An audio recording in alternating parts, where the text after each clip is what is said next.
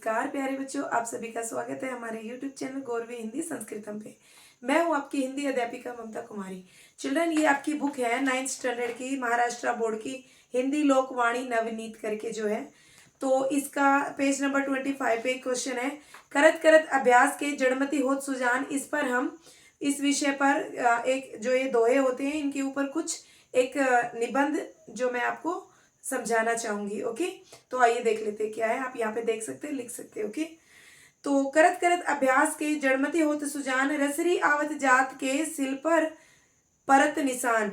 सिल कहा गया है यहाँ पर पत्थर को। देखिए, जिस प्रकार बार बार रस्सी के आने जाने से कठोर पत्थर पर भी निशान पड़ जाते हैं, उसी प्रकार बार बार अभ्यास करने से यानी बार बार परिश्रम करने से, चेष्टा करने से मूर्ख व्यक्ति भी एक दिन कुशलता प्राप्त कर लेता है। निरंतर अभ्यास कम कुशल को कुशल और कुशल को पारंगत बना देता है।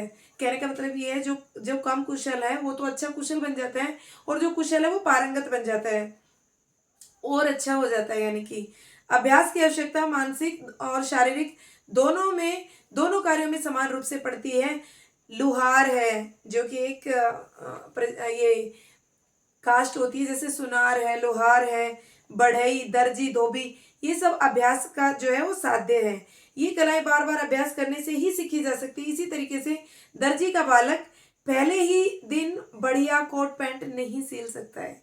एक दर्जी का जो बच्चा होता है, क्या पहले ही दिन कोट पैंट सिल लेता? नहीं, लेकिन धीरे धीरे अभ्यास करने के बाद वो सिलने लगता है। इसी प्रकार कोई इंजीनियर, डॉक्टर अभ्यास के द्वारा ही निपुणता प्राप्त करता है। डॉक्टर को रोगों के लक्षण और दवाओं के नाम रटने पड़ते हैं। वकील को कानून की धाराएं, ब्राह्मणों को हवन यज्ञ आदि के मंत्र रटने पड़ते हैं। समझ में आया? अगर कोई ब्राह्मण है तो उसको मंत्र याद करने पड़ते हैं। अगर कोई डॉक्टर है तो उनको भी दवाइयों के, जो भी दवाइयाँ होती हैं उनके नाम और जो सिम्टम्स होते हैं, जो बीमारियों के लक्षण होते हैं, वो सब रटने पड़ते हैं। इस बात के बहुत सारे उदाहरण एग्जाम्पल दिए हुए हैं कि अभ्यास के बल पर मनुष्यों ने विशेष सफलता पाई है। एकलव्य ने गुरु के अभाव में अभ्यास में अद्भुत योग्यता प्राप्त की। कालिदास वज्र मूर्ख थे, परंतु अभ्यास के बल पर संस्कृत के महान कवियों की श्रेणी में आने लगे। कालिदास जो है वो मतलब शुरू में क्या थे? मूर्ख थे, लेकिन अभ्यास के साथ साथ वो क्या हो गए? यानी कवियों की, महान कवियों की श्रेणी में वो आने लगे। वाल्मीकि डाकू थे। आपने सुना होगा कि जो कवि थे वाल्मीकि, वो गुरु भी थे।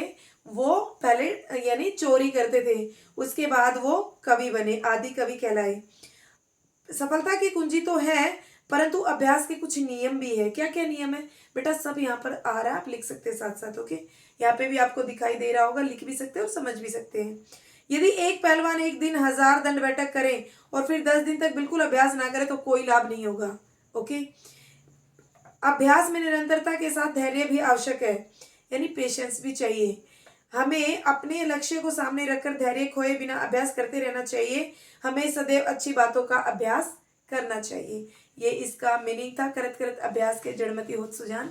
इसे अच्छे से समझ लीजिए बेटा और लिख लीजिए। ये क्योंकि ये आई थिंक एग्जाम में बार बार आता है, और आने वाले टाइम पे भी अभी मुझे ऐसा लगता है एग्जाम में ज़रूर आएगा 5 मार्क्स के लिए। तो ये अच्छे से लर्न कर लीजिए। और अगर आप मेरे पुराने स्टूडेंट्स हैं तो वीडियो को लाइक कीजिए और शेयर कीजिए, और अगर आप नए स्टूडेंट हैं तो सब्सक्राइब कर लीजिए चैनल को, और ज़्यादा से ज़्यादा शेयर कीजिए और लाइक कीजिए। Thank you.